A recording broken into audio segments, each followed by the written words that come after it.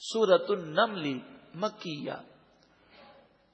نمل عربی میں چونٹیوں کو کہتے ہیں. چونٹی. اس سورہ مبارکہ میں اس چونٹی کا ذکر ہے جس کے کلام کو حضرت سلیمان علیہ الصلوۃ والسلام نے سماعت کیا. اس مناسبت سے اس کا نام ہے سورۃ النمل. مکی ہے، ہجرت سے پہلے اس کا نزول ہوا. قرآن پاک کی ترتیب کے اعتبار سے اس کا نمبر 27 ہے اور نزول کے اعتبار سے اس کا نمبر 48 ہے، 48.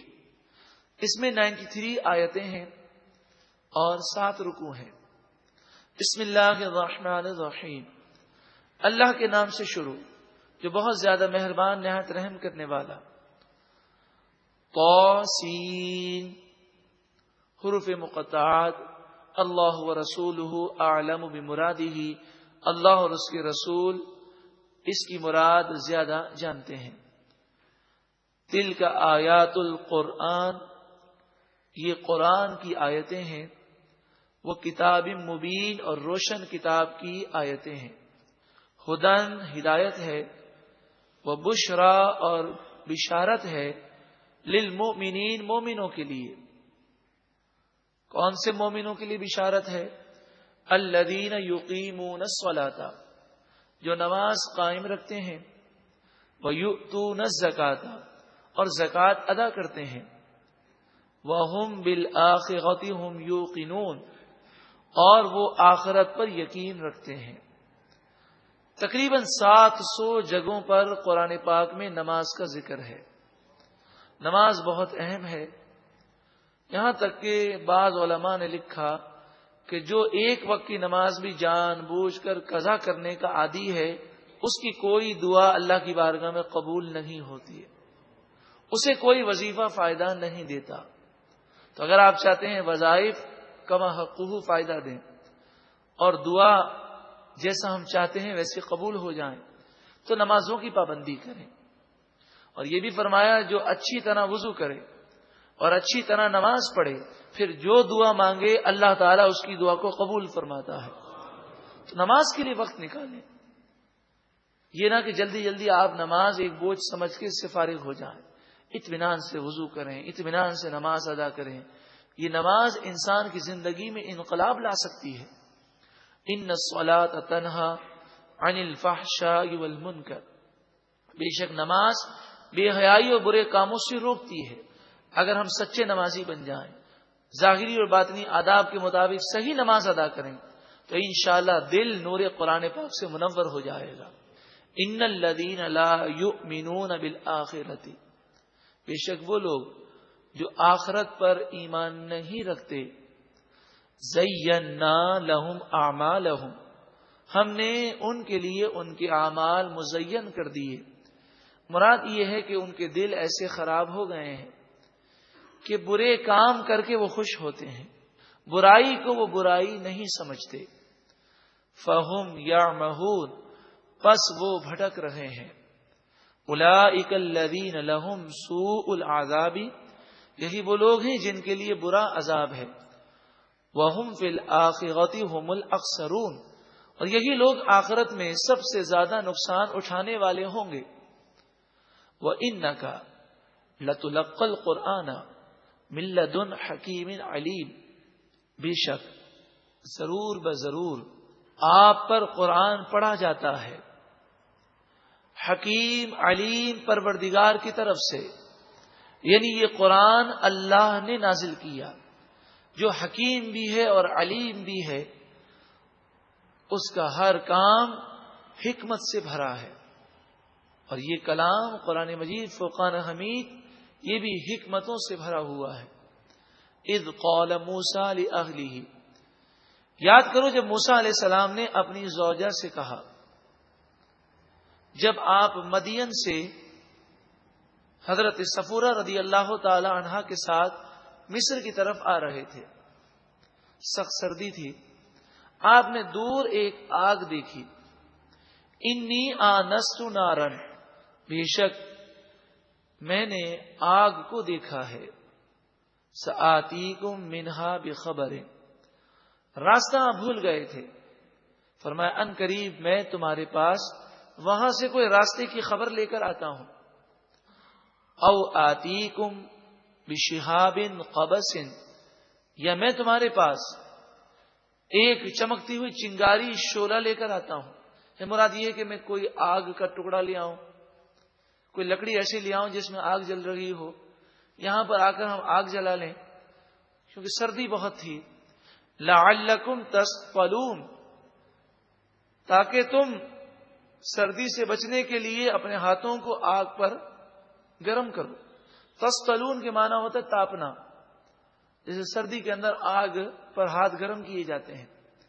فلما جاءها نودیا، پھر جب آپ اس روشنی کے قریب پہنچے آپ کو ندا دی گئی، انبورکا من فی النار ومن حولہا، بہت برکت والا ہے وہ جو اس آگ کے قریب ہے اور جو اس کے ارد گرد ہیں، یعنی موسیٰ علیہ السلام اور آپ کے ارد گرد جو فرشتے وہاں موجود ہیں سب بڑے بابرکت ہیں.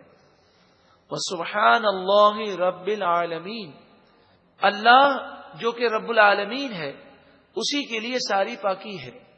یا موسیٰ، اے موسیٰ علیہ السلام، انہ انا اللہ العزیز الحکیم، بے شک میں ہی اللہ غالب حکمت والا ہوں.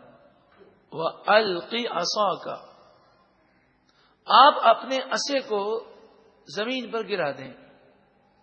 فلما، پھر جب رآہا تہتز، جب حضرت موسیٰ علیہ السلام نے اس عصے کو لہراتا ہوا دیکھا، کأنہا جان، گویا کہ وہ سانپ ہے، یعنی جب وہ سانپ بن گیا اور اتنا بڑا اژدہا، وَلَّا مُدْبِرًا، تو آپ نے پیٹھ پھیر دی. وَلَمْ يُعَقِّبْ، اور مڑ کر نہ دیکھا. یا موسیٰ لا تخف، ہم نے فرمایا اے موسیٰ آپ نہ ڈریں. انی لا یخاف لدی المرسلون، بے شک میرے پاس رسولوں کو کوئی خوف نہیں ہوتا. تو رسول تو نیک ہوتے ہیں، معصوم ہوتے ہیں. اللہ کی بارگاہ میں خوف کنہیں ہے؟ الا من ظلم، خوف تو انہیں ہوگا جو ظلم کریں، گناہ کریں. ثم بدل حسنا بعد سوء، پھر وہ برائی کے بعد نیکی کو حاصل کر لیں، یعنی اگر توبہ کر لیں، گناہگار بھی توبہ کر لے، فإنی غفور الرحیم، پس بے شک میں بخشنے والا مہربان ہوں. وَأَدْخِلْ يَدَكَ فِي جَيْبِكَ، اے موسیٰ علیہ السلام اپنے ہاتھ کو اپنے گریبان میں ڈالیں. آپ نے اپنا دایاں ہاتھ اپنے گریبان میں ڈال کر بائیں ہاتھ کی بغل کے نیچے رکھا اور بایاں ہاتھ ملا دیا، جس سے دایاں ہاتھ دب گیا. پھر فرمایا کہ اسے آپ باہر نکالیں.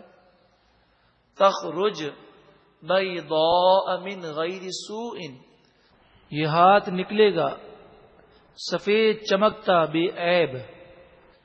تو یہ چمکتا اور روشن ہو جاتا. فی 9 آیات، یہ دونوں چیزیں 9 نشانیوں میں ہیں. 9 عربی میں 9 کو کہتے ہیں. تو آپ کو جو 9 معجزات دیے گئے، ان 9 معجزات میں سے یہ بھی ہیں 2. اس کے علاوہ آپ کو یہ معجزات دیے گئے کہ جب آپ پتھر پر عصا مارتے تو اس پتھر سے 12 چشمے نکل جاتے. جب آپ نے سمندر پر عصا مارا تو وہ 12 راستوں میں تقسیم ہو گیا. اس طرح کے 9 معجزات آپ کو عطا کیے گئے. الی فرعون و قومہ، فرعون کی طرف اور اس کی قوم کی طرف آپ جائیے. انہم کانوا قوما فاسقین، بے شک یہ لوگ فاسق قوم ہیں، یہ لوگ نافرمان ہیں. فلما جاءتہم آیاتنا مبصرۃ، پھر جب ان کافروں کے پاس یعنی فرعونیوں کے پاس ہماری آیتیں آئیں، مبصرۃ ایسی آیتیں ہیں جو آنکھوں کو کھول دینے والی ہیں، جسے دیکھ کر ہر شخص یہ قائل ہو جائے کہ یہ اللہ کے سچے نبی ہیں۔ قالوا ھذا سحر مبین، اس موقع پر ان لوگوں نے جھوٹ کہا اور وہ کہنے لگے یہ تو کھلا جادو ہے۔ وجاحدوا بہا، انہوں نے ان آیتوں کا انکار کیا۔ واستيقنتها انفسهم، حالانکہ ان کے دل انہیں تسلیم کر رہے تھے، یعنی وہ مانتے تھے کہ یہ سچی نشانیاں ہیں اور یہ سچے رسول ہیں، مگر پھر بھی انہوں نے اقرار نہ کیا اور وہ ایمان نہ لائے۔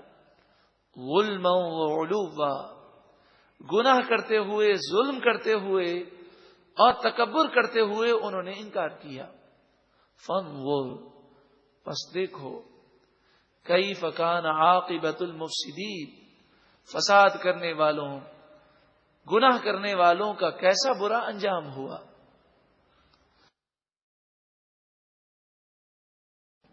سورۃ النمل مکیہ، نمل عربی میں چونٹیوں کو کہتے ہیں، چونٹی۔ اس سورہ مبارکہ میں اس چونٹی کا ذکر ہے جس کے کلام کو حضرت سلیمان علیہ الصلوۃ والسلام نے سماعت کیا۔ اس مناسبت سے اس کا نام ہے سورۃ النمل۔ مکی ہے، ہجرت سے پہلے اس کا نزول ہوا۔ قرآن پاک کی ترتیب کے اعتبار سے اس کا نمبر 27 ہے اور نزول کے اعتبار سے اس کا نمبر 48 ہے، 48۔ اس میں 93 آیتیں ہیں اور 7 رکوع ہیں۔ بسم اللہ الرحمن الرحیم۔